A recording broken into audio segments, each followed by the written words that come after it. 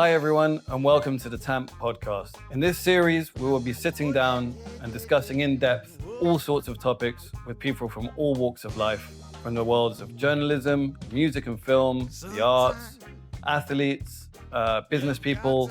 We plan to sit down and discuss current topics, personal journeys, and bring you what we feel is a nugget of truth in an increasingly surreal world. Stay tuned and watch what we have to offer, and please don't forget to subscribe to our channels. Okay, hello, beautiful people, and welcome. Today we have a very special guest, local business owner, all-round nice guy, who in 2023 was named as the world's top pizza chef. Michele Pascarella, welcome to the show. Ciao Dorian. Ciao, Michele. How are you? Good. Thank you so much. Thanks for inviting me for your lovely podcast. Can't wait to. Well, thanks for coming, because I knew when we decided to do this podcast, and so far everything we've done is local. So all of the guests that we've had on so far are customers of Tamp or locals, but also people who are specialists in their field. And what you've achieved, I think, is incredible. So my first question to you is, from food truck to world's best pizzaiolo, that must be a bit surreal, right? Yeah, it's been quite crazy. I think for this story, I should write another book to tell everyone. Yeah, when I start the reason why I started street food, you know what? Because I was working in central London, and you usually go to the restaurant, sit and pay your bill, eat your pizza or whatever, drink your coffee, and you say, okay, coffee was good, pizza was good, but customers don't really know what's behind. And I was saying, I don't have any money to open a restaurant. What can I do to show English people, London Sheen, what we're doing in on the back of us, no? And thinking about in Naples, in Caserta, in Campania, we do lots of street food. I was saying something like, why I don't do like an ape carpiaggio with the wood fire oven on it, just two pizza on the roads. And that's why it's born the idea about Napoli on the roads, to bring pizza on the road in London. And where was your first truck? I started in 2016. My first truck was positioned maybe in Canonbury Street in North East London. Yeah. Yeah. I remember the first day was like 32 pizza sold for under £50. Yeah. It was quite hard because I was continue to go and work in a restaurant to do shift in the night because I didn't have any Oh, money so to. you were working in a restaurant Yeah, at night while doing a yeah, food truck during the day? yeah. Because Wow. I quit my job as a full time, and then I started the food truck. But the beginning, the market was too like little market. I didn't do a lot of money, but I had to pay taxes. I had to pay my rent. I had to pay my expenses. So I was going every night to work in a restaurant as an extra. Then I back home. I did the dough for the day after. I wake up at 4 a.m. in the morning. Go up with my on my shoulder all the boxes with pizza, and then going to do the market for That's at that's least 9 months. literally the definition of an entrepreneur. Yeah, Someone who will go out of their way completely to make their dream happen. So that's how your food truck started. But when did you first start to get involved with food, or know that you liked food, to work with? that's a good question because where we grow up in Caserta, we have this enormous bond between food and us, of course. As you know, we keep the family together where we eat in south of Italy. For example, on a Sunday lunch, we do a big table of 15, 20 people with all the family around, with the Neapolitan ragu, with all the food. So it's um, it's something normal in south of Italy that you born and you grow up with the passion with food because we do it with our mother, with our friends, with our family. So it always like something relates from me to foods. But about the passion to open a business or to work in hospitality, it was something just happens. I didn't born, of course, with the idea of being a pizza chef or something like that. I just started to work for necessity actually when I was 11, And then the passion just grew up with me. It's interesting. You say you weren't born with the idea of being a pizza chef. When I was younger, apparently one of my dreams was to have an ice cream parlor. Okay, good. I've ended up with a coffee shop not that far off. So tell me about the transition from food truck to your first physical site. Because when did this open next door? 2019, 2019. end of September. Yeah, And you started the food truck 2016, you said. yeah. So can you tell me about that journey, like 3 years of food truck before opening the business, and then how you how you got round to actually opening a physical bricks and mortar shop? Yeah, as I told you, we started in 2016. First 10 months was quite hard because when you start a business that you don't know nothing about, because I was 24 and I was in a city that was not my city, in a language that was not my language, it was quite hard. And I started slowly, slowly. There was a point, a key point that changed everything. It's a funny story. I was doing the market in St. Paul in One Year Change. We were doing something like Tuesday and Friday there, and there was lots of big shop upstairs, the city center there in St. Paul Cathedral. Uh, there was Byron, I don't know, lots Jimmy, or lots of big place. We started making pizza at midday. We have a queue of 300 people from 10 a.m. In that point, I was saying something like, okay, we are so popular now. Our product is good. So people were queuing 2 hours before they were going to eat. Yeah, because we had just 300 pizza to do in lunchtime. Yeah, People knew that. yeah, They were starting queuing around 10:30. When yeah. we start with we go with the van and just set it up.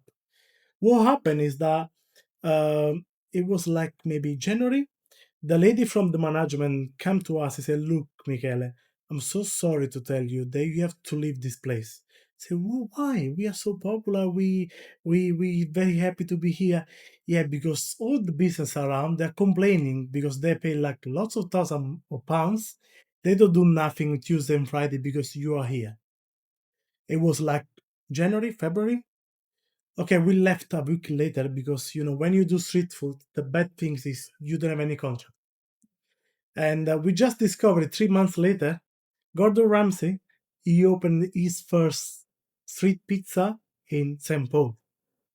Oh, that must have been So difficult there must be a to coincidence, swallow. or maybe not. But yeah, just 3 months later, they sent us away. There was Gordon Ramsay opening his first street pizza just there. Did you try one of his pizzas? I never tried the pizza, honestly. It's a funny story to tell somebody about it. So going into more kind of hospitality area, which is our thing, how different is the day-to-day management and operations of a mobile food truck to an actual restaurant? It's completely another job, another business, because when you do street food, you me, another person, another one, they're gonna give you help. It's nothing because you finish at 3 p.m. after your lunchtime with the office or something like that. You back home, you got time, you got no responsibility. When you open a restaurant, you starting have like 10, 15 people that work with you. And when I start here, actually, it was end of September, beginning of October, and I remember. COVID happens in January, February, just Hmm. 3, 4 months later. We had 15 people work with us. We didn't fire anyone.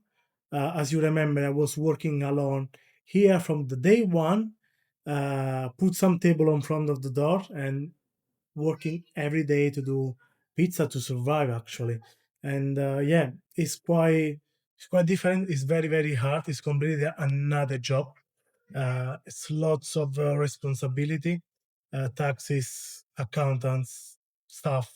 Especially now after the Brexit, it's so hard to find nice people that work with you because there's no more quality.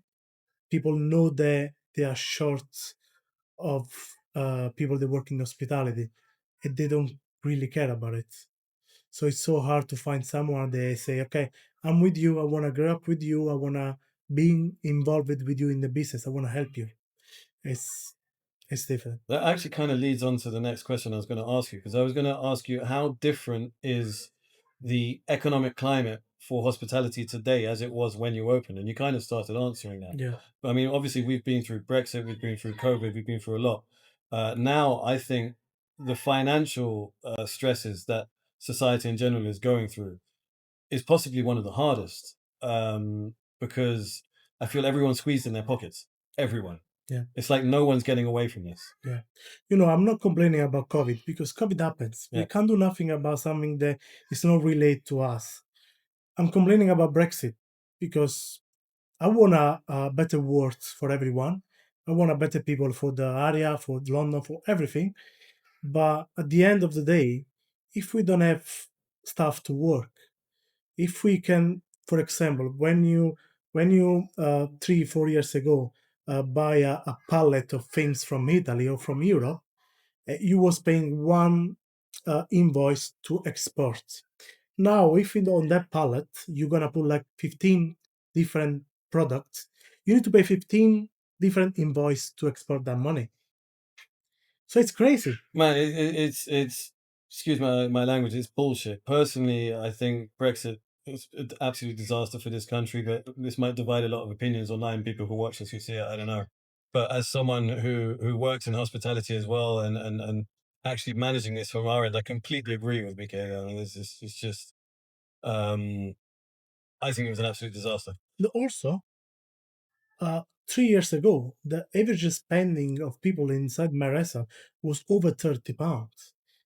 In the last 6 months, the average is £24. Well, that's what I was saying earlier about the financial crisis we're facing now. In a way, is almost more difficult than Brexit and COVID, because people are spending less. Once people are spending less, that affects our ability, to supply Yeah. the produce that they want in the way they want.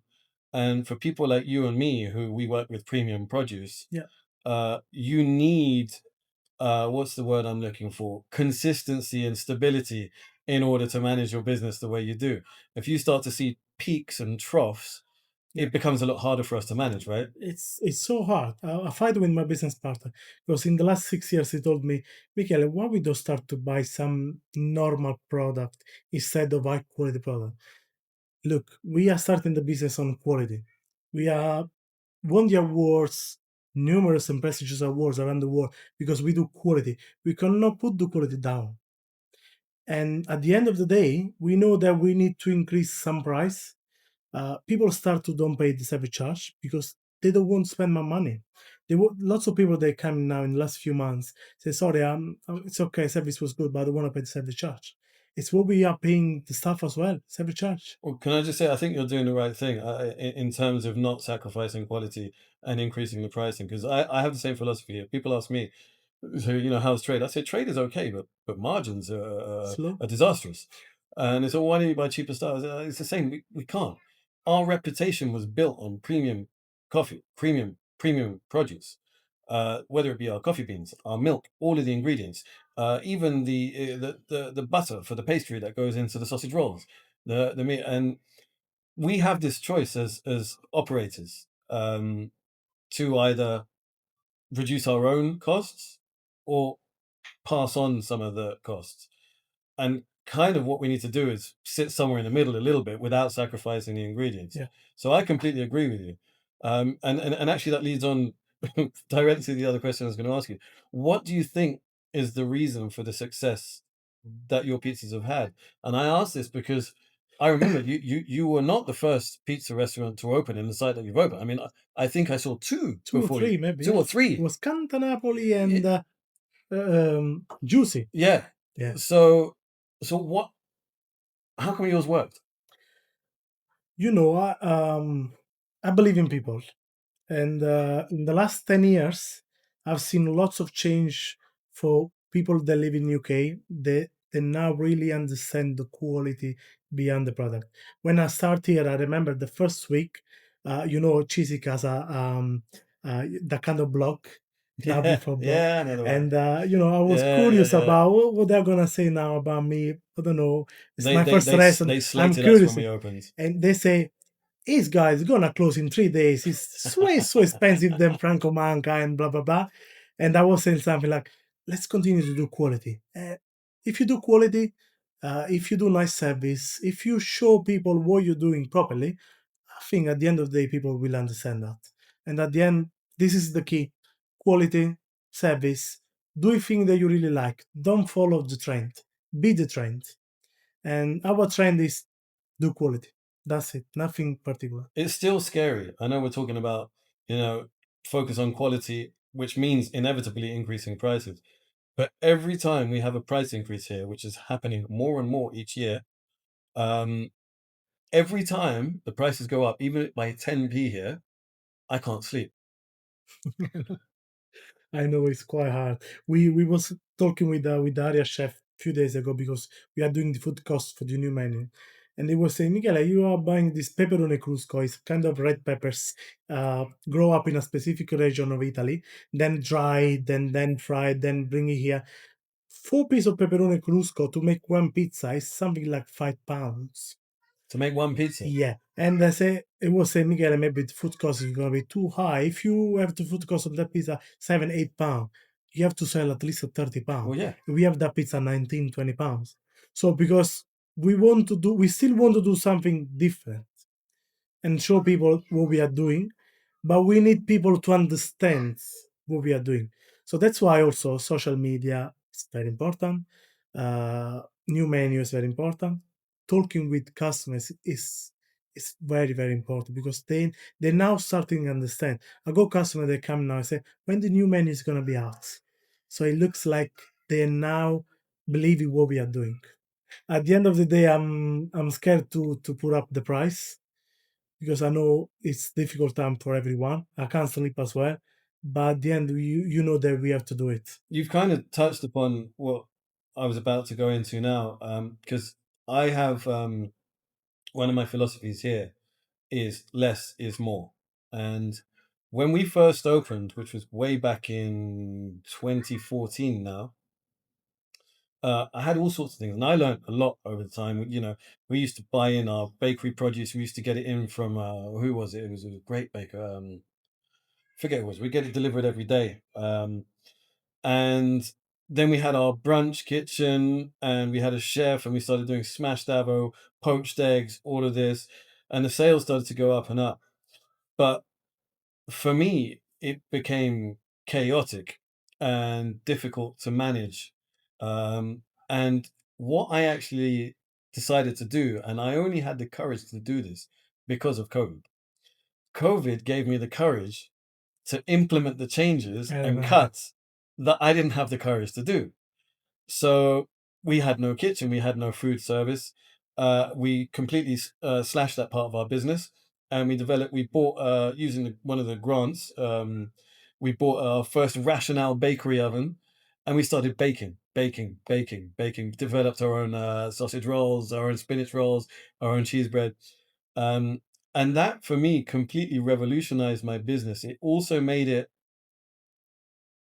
uh, more agile and more enjoyable, I should say, because I had less and I was focusing on quality, and that meant that all of the produce we did have, we could be really OCD about and make sure we got the best. We want to have the best nattas in London, and I believe we do.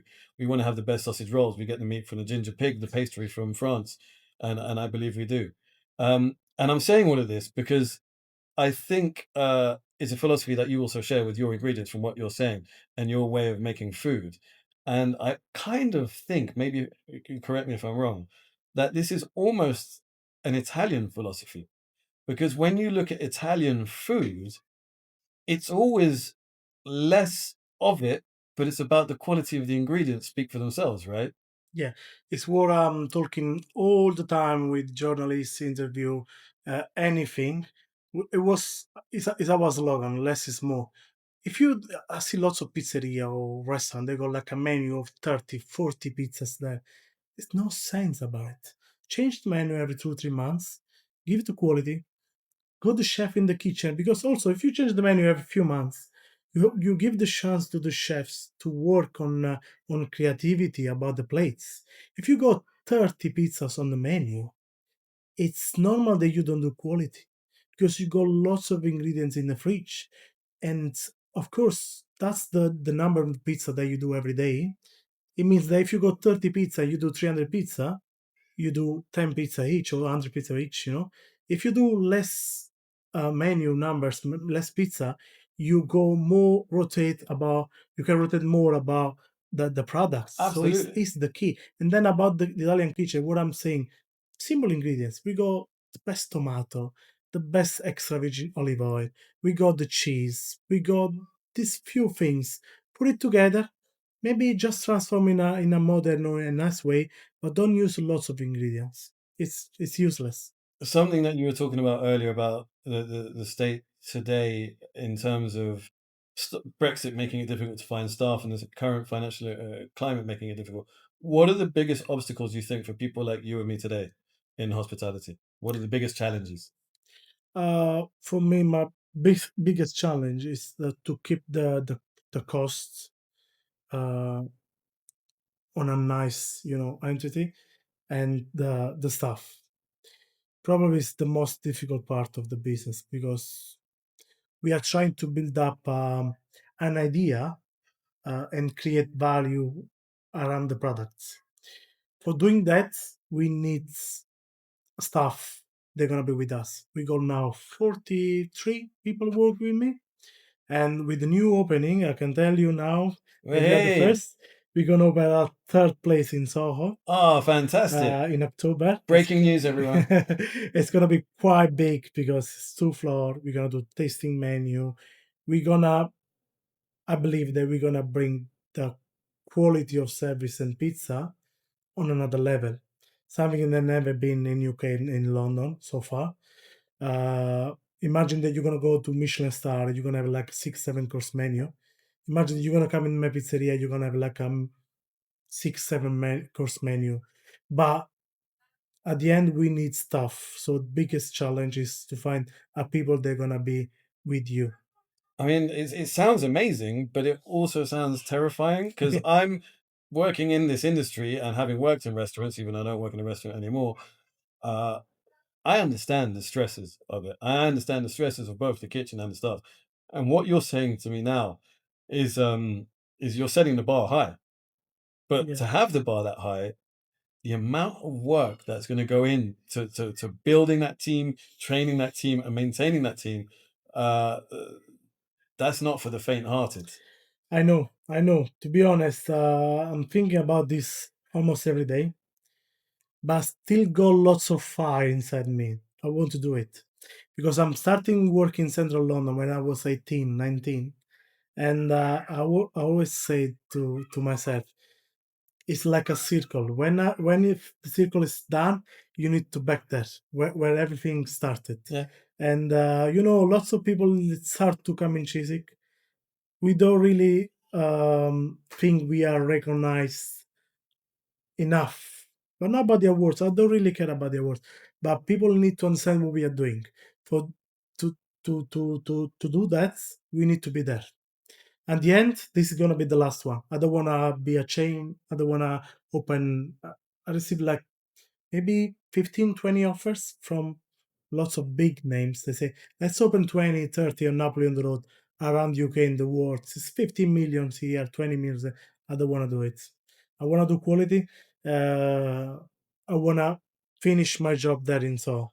It's quite rare that I think we're very similar like that because I've had many opportunities over the years to open more sites. Investors approach me and I've not wanted to do it. And I was like, "You're crazy, why not?" And I'm like, I I want to make the best coffee I can and give the best produce and best service I can. I can do that when I'm here. I can't do that with 5 shops. I could not manage 5 shops the same way I manage this shop. And I've always kind of moved away from opening more shops. Now, could you do it with 2, 3? Possibly, yeah. But I know it's difficult. I know it's hard, and you've got to divide yourself. It's hard. It's all about the stuff that you go, people that you need to trust about it.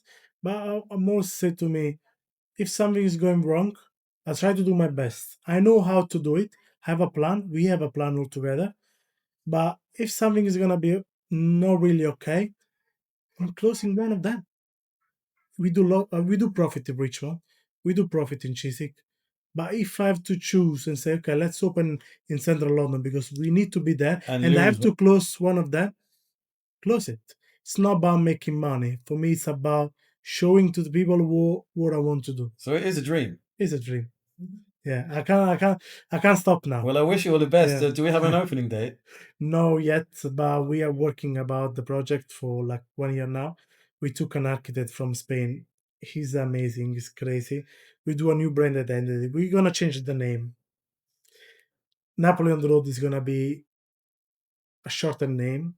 So we're gonna change all the brand identity because we're gonna be more like words kind of things. So we have lots of idea. As you know, we did a partnership with Bicep, the DJ. We did a party here for charity. We want to do lots of charity events. We want to do lots of things, good things. Hopefully, we're gonna do it. Ah, you will. You will. Just don't forget about me on the No, way. Yeah. no, never. So you mentioned earlier, because one thing we haven't spoken about, I wanted to talk about. You mentioned how the awards don't really mean much to you. What does world's best pizza maker mean to you? For me, nothing. When they say you are the world best pizza chef, the day after I was in the pizzeria working. Nothing's changed in that kind of things. I was doing pizza before. I'm doing pizza now. Yes, I'm more busy. Yes, I'm more busy. I know. I need to divide myself from Chiswick and Richmond and the office, of course, with the new idea, with the new opening. Yes, but I'm behind the pizza every day. So it means a lot because on the way like they choose you to be to say you are the worst best pizza maker for this year, and I'm grateful for that.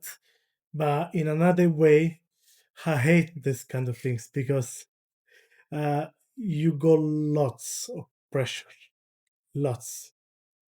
Well, that's exactly what I was going to talk about now. What, the burden, the pressure of being named the top pizza chef in the world, because everyone knows there's no secret of, Michelin starred chefs wanting to return their Michelin stars because they didn't handle the pressure anymore.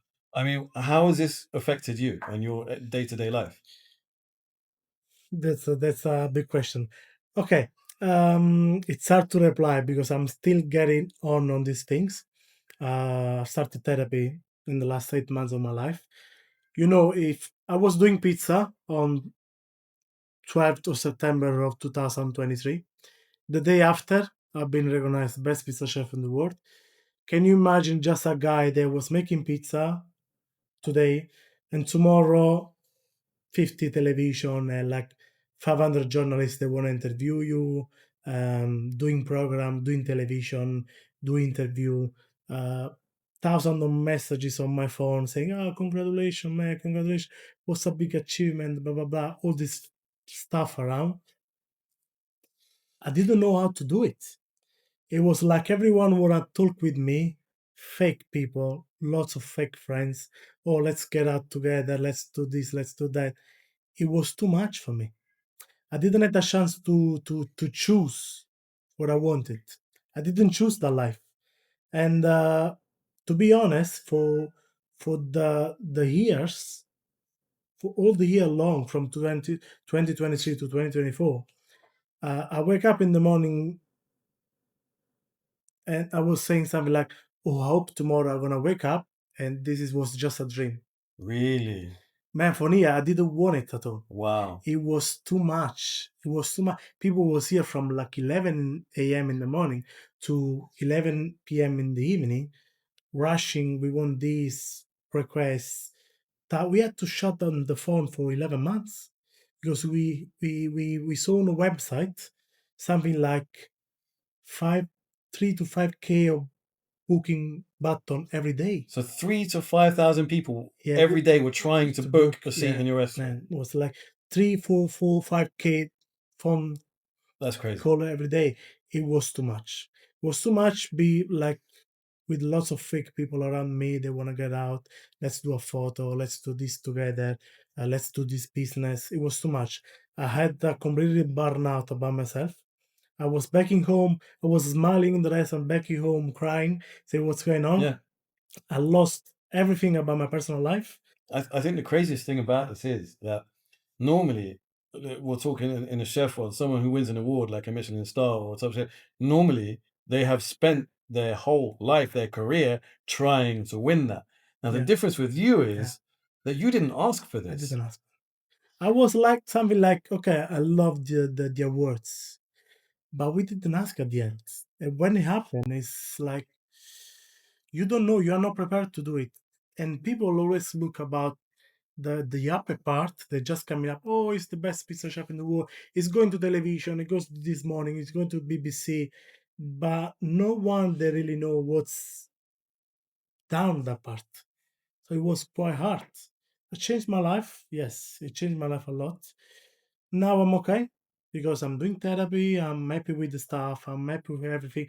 It took me like 2 years to start being better. To Now, be honest, yeah, therapy is fundamental. I do therapy. I recommend it yeah, to anyone. I yeah. think without it, I'd be in real trouble. It's the best thing I Yeah, had to do like in the last 2 years. yeah. Honestly, What I'd like to ask you now is tell me about Naples, your home, your upbringing, where you come from. I come from Maddaloni. It's actually not Naples. Maddaloni is near Caserta, and is actually in Campania you go Naples, all the big cities: Naples, Caserta, Avellino, Benevento, Salerno. Right. I come from Caserta. It's like 20 minutes from Naples. So lots of people say, "Ah, you're from Naples," but I'm proudly say that I'm from Maddaloni. It's just near Caserta. I love Naples. I love Caserta. It's really similar, and it's chaotic. It's a place where you grow up with lots of problems. I grew up with lots of problems because when you grow up in a city, like lots of bad things happen, but also lots of good things happen. I believe you grow up a little bit faster than What do you mean by bad things happen? Is there something specifically difficult about this man. place? To be honest, I've seen 10 meters from me people that kill other peoples and Really? that kind of stuff. Yeah, So it's it's quite intense. it's quite intense, but it's also so beautiful. There's a lots of lovely place, and there's a lots of lovely people, and but of course in television and on the journal, people they always talk about Naples like, oh, this is happens in Naples, of course, but people don't really know what's Naples, what's Campania is because they don't live into it. But just to get this right in my head, because I don't know the region very well at all, the violent reputation that Naples has, you're saying is quite real. It's not an exaggeration. I think the reputation now is beautiful because the city's changed a lot. So lots of new brand they wanna come in Naples because man, to be honest, Naples is really, really sorry, fucking beautiful. Yeah, it's fine, fine. You can And say anything here, man. and you got everything. You got the beach, you got the sea, you got the nice food, nice people. People are happy. You got the mountain, you got you got everything. Living in Italy is so beautiful, but at the end, they also have lots of bad things. As you know, jobs is now like recognized in another level. Working hours are not good, especially in the hospitality. That's why I decided to step up and say, okay, I want to get out because let's say one thing. I'm been here for 15 years now, and I came here when I was 19. If you think that you don't live too much when you are like from 0 to 7, 8 years old, I'm more English than Yeah, Italian. yeah, that's what I So mean. yeah, Yeah. yeah, that's right.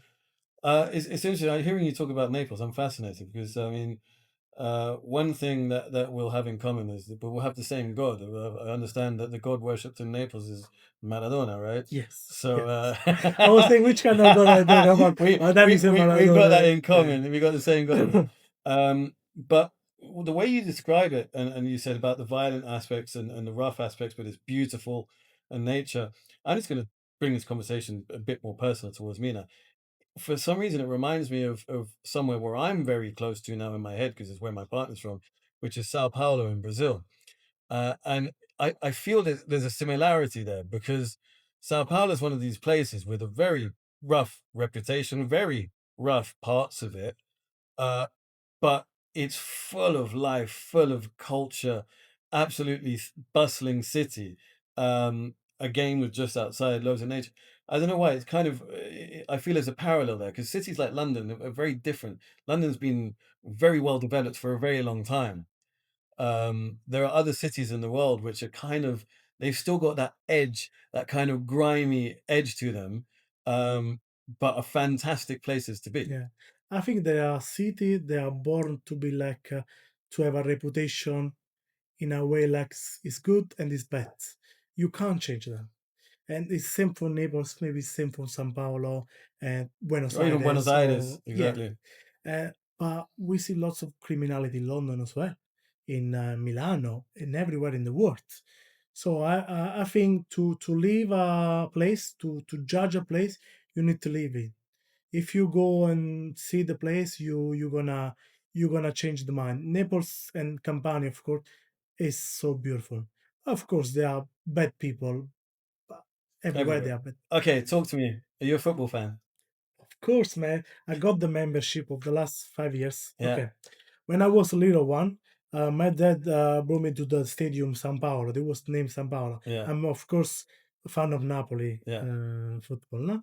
And I'm starting to go in the curva. We call it curva. It's a sector of the stadium where all the big supporters are the real Like the one, Barra not Brava, the posh the one. the They're the gonna be in the tribune like this, the watching the match ultras. and drink a glass of wine. No, no, no, no, no. We are there where we have to sing. We have to shout to everyone. We have to live the realness of the stadium. And in the last 5 years, I did the membership, and I got the membership because of these awards. Actually, I didn't have the chance to go to the same stadium a lot in the last 2 years. But Naples now is the first position, 2 match left.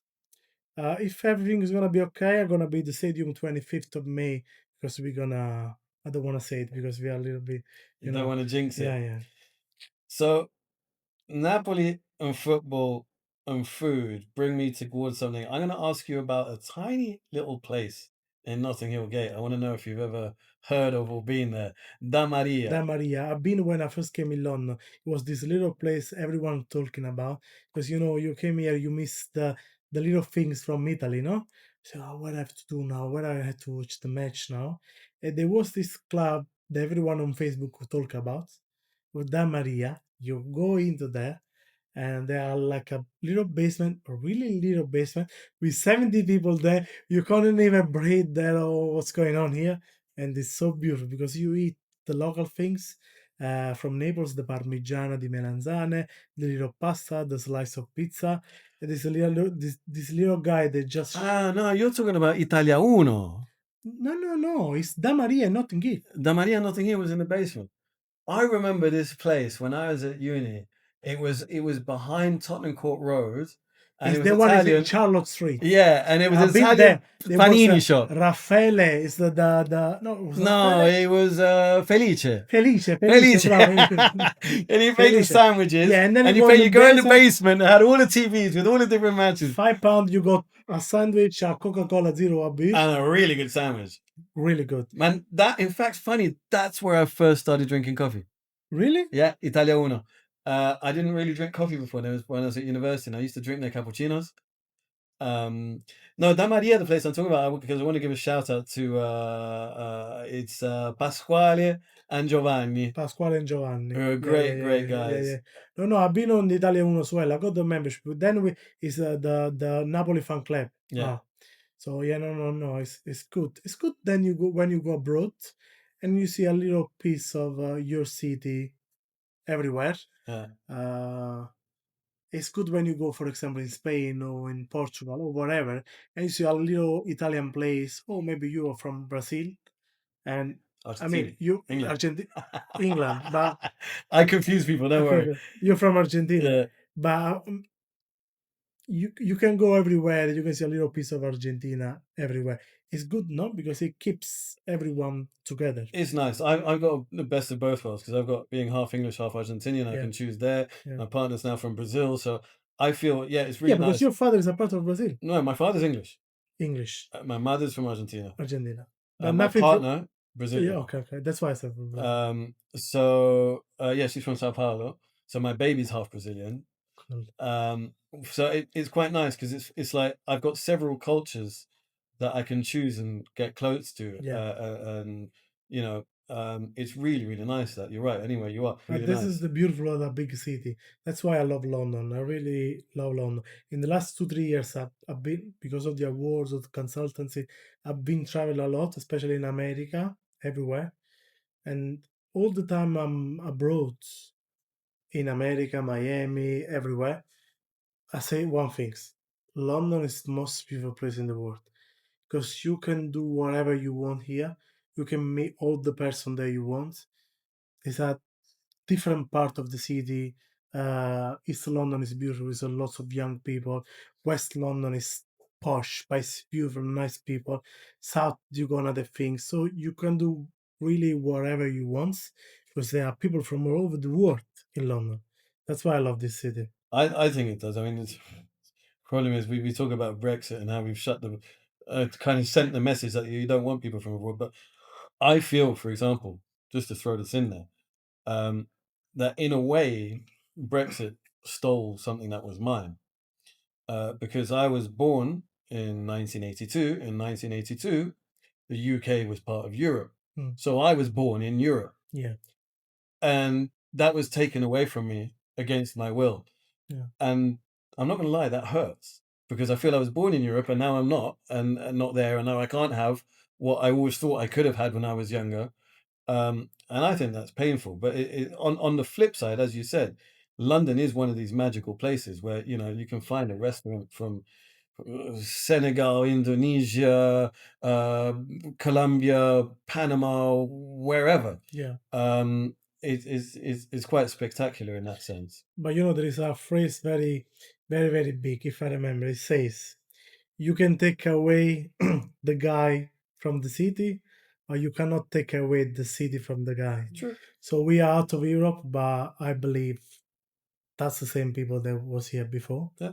It hurts. It hurts a lot because we was seeing lots of people that came in here like for a month or 2 or 3 with free of mind to say, okay, let's go to London because it's a fucking lovely city where we can do whatever we want, meet lots of people, and now they cannot come anymore. This hurts. But what we can do? We need to keep going on. Yeah, yeah, and we do, and we adapt, and that's what we've done. I mean, as businesses, we've adapted to Brexit, to COVID, Yeah. now the financial crisis, and we adapt, and that's one of the things that human beings are good at, and I'm sure we will continue to do that. I want to ask you something here, going back to football related, because I've heard the rumors of how important he is in Napoli. Is it really such a big deal? And I'm referring here to Diego Armando Maradona, right? People always go, "Oh, he's like God out there. He's like God out there." How big a deal is he in Napoli? Just give you an example.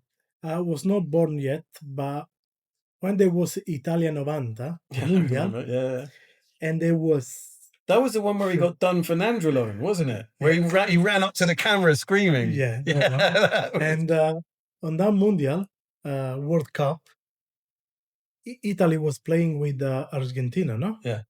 And one of the match was in Naples, if I remember. I don't remember. And 90% of the city was support Argentina because of Diego Armando Maradona. You're kidding me.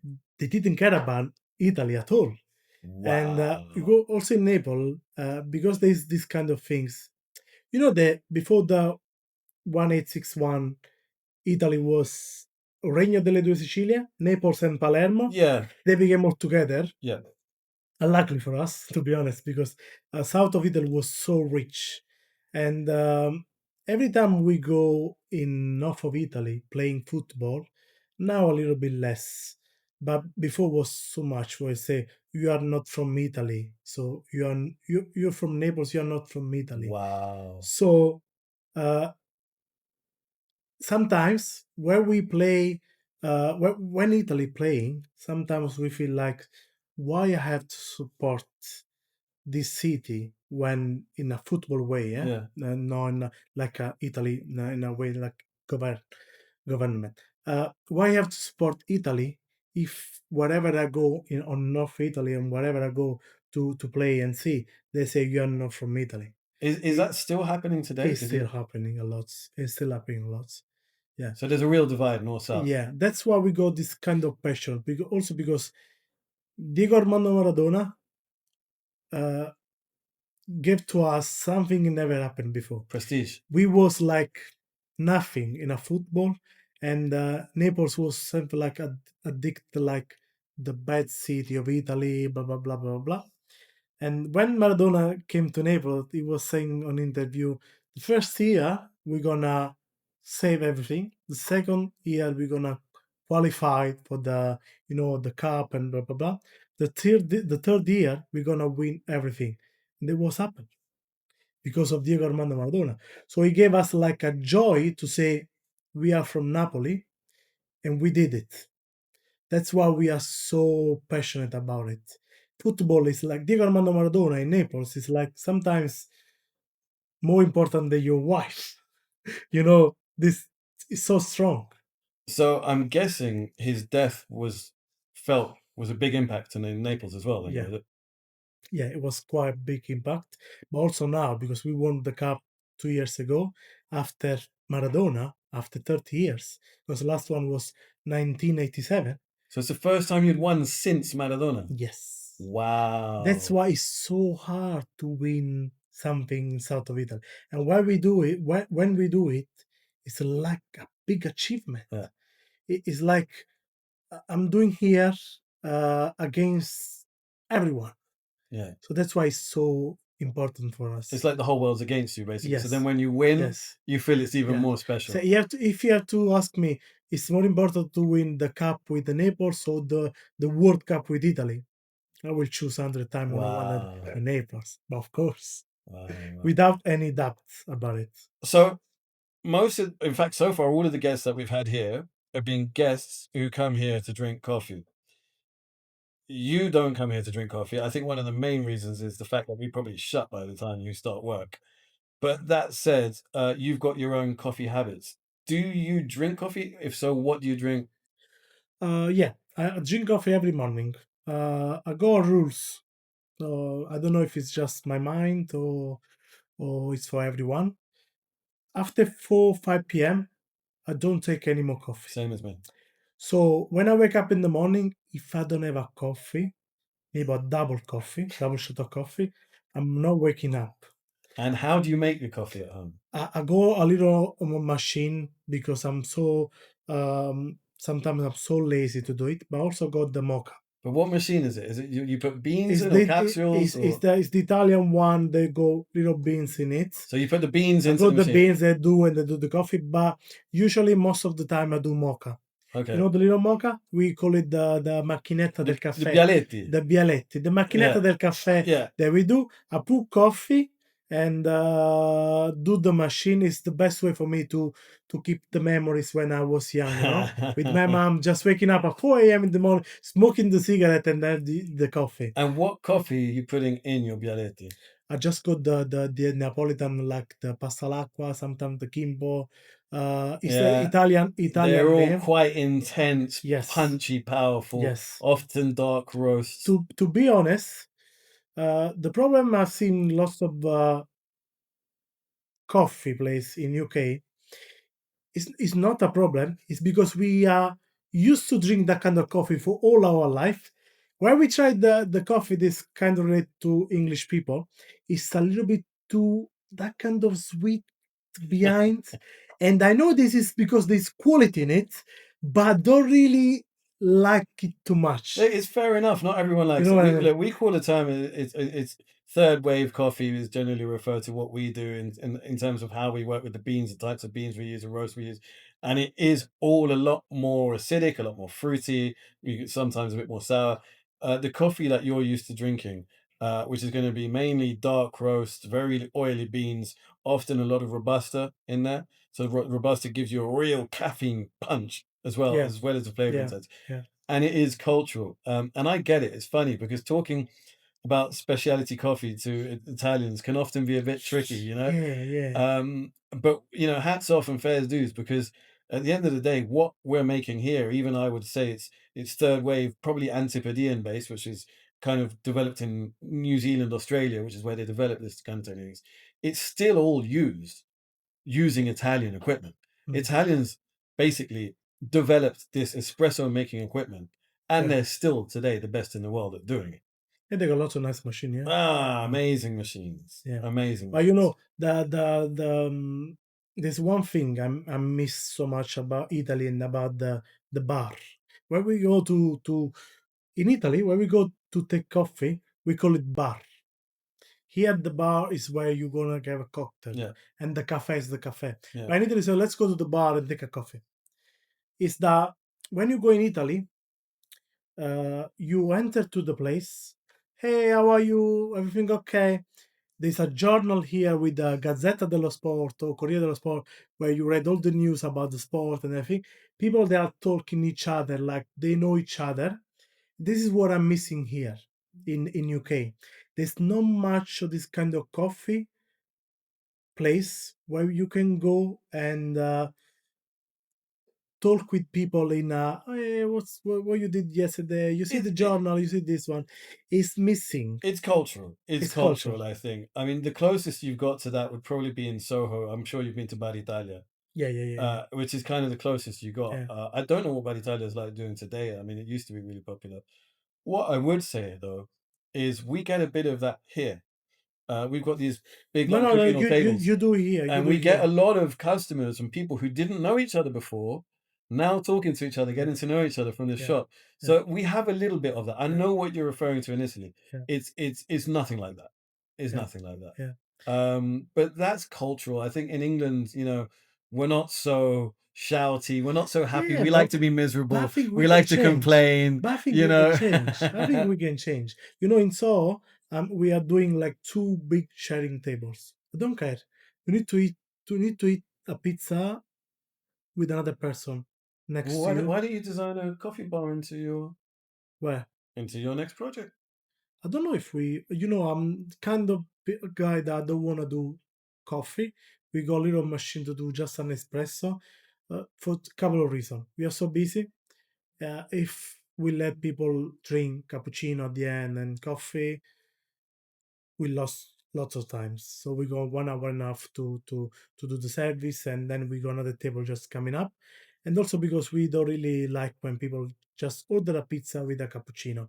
It's something that we cannot accept it, Yeah. to be honest. No, It's a you know it's a it's different our business model. cultural It's a different things. business model. When your table and your time is worth X amount Yeah. of money on that table, and someone sat there for half an hour having an Yeah, espresso, yeah, it would drive yeah. me nuts as well. It's good sometimes when you go in a cafe and you go space to have your computer, laptop, and work from your place. It's fine.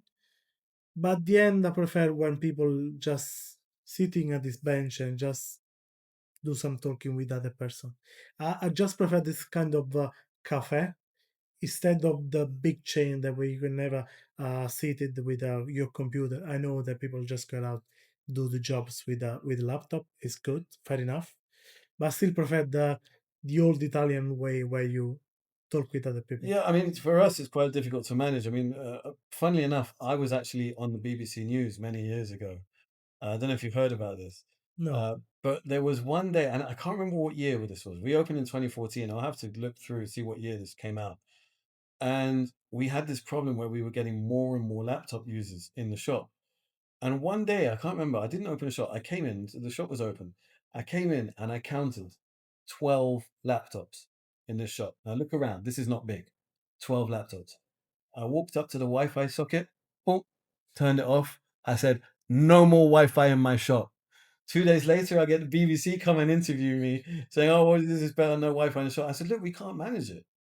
We just can't manage it. people want to sit for like 3 hours working for a coffee. Well, the thing is not Come just on, that, but this was back in the time when we had a functional kitchen doing brunch and smashed avo and sausages. So our tables were more valuable then, if that makes sense, yeah, right? yeah, Now our average spend is down. It's very different. It's a very different game. So now it's less painful.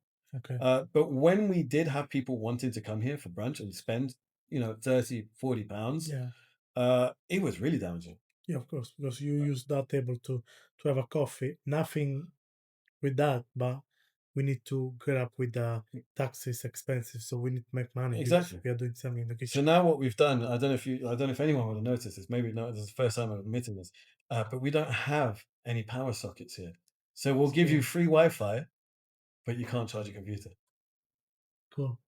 So it means that you can be here for like an hour until your until battery runs you. out. That's a good thing. It's a good compromise. I think it works. It Yeah, works.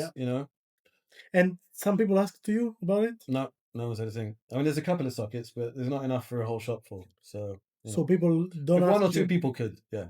but that's it. Okay. What you say to the people? If there's more than 2 people, we can't. We just don't have the sockets. Okay. I'd say, look, find a socket. Cool. There aren't any.